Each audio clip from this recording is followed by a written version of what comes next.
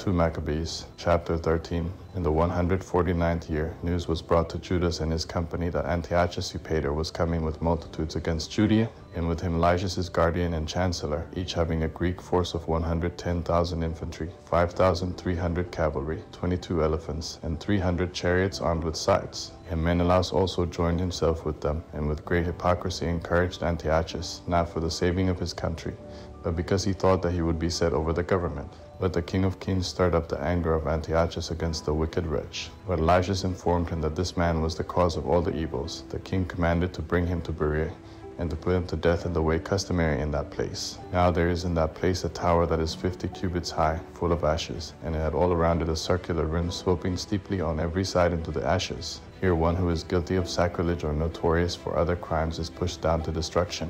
By such a fate it happened that the breaker of the law, Menelaus, died without obtaining so much as a grave in the earth, and that justly, for inasmuch as he had perpetrated many sins against the altar, whose fire and whose ashes were holy, he received his death in ashes. Now the king, infuriated in spirit, was coming with intent to inflict on the Jews the very worst of the sufferings that had been done in his father's time. But when Judas heard of these things, he commanded the multitude to call upon the Lord day and night, if ever at any other time, so not to help those who were at the point of being deprived of the law, their country, and the holy temple, and not to allow the people who had just begun to be revived to fall into the hands of those profane heathen. So when they had all done the same thing together, begging the merciful Lord with weeping and fastings and prostration for 3 days without ceasing, Judas exhorted them and commanded they should join him.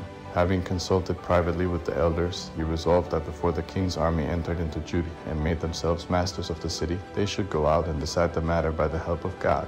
And committing the decision to the Lord of the world, and exhorting those who were with him to contend nobly even to death for laws, temple, city, country, and way of life, he pitched his camp by Modin. He gave out to his men the watchword, "Victory is God's." With a chosen force of the bravest young men he attacked by the king's pavilion by night, and killed of his army as many as 2,000 men, and brought down the leading elephant with him who was in the tower on him.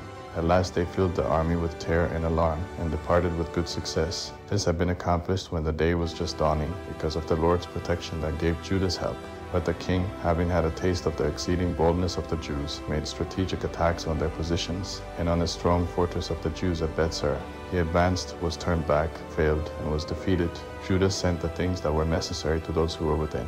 But Rhodicus, from the Jewish ranks, made secrets known to the enemy.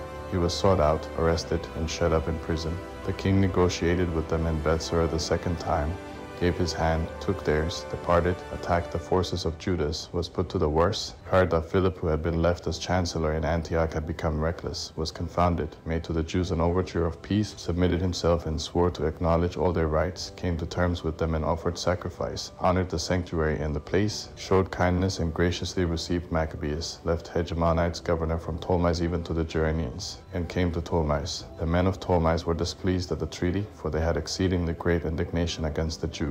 They desired to annul the articles of the agreement. Lysias came forward to speak, made the best defense that was possible, persuaded, pacified, gained their goodwill, and departed to Antioch. This was the issue of the attack and departure of the king.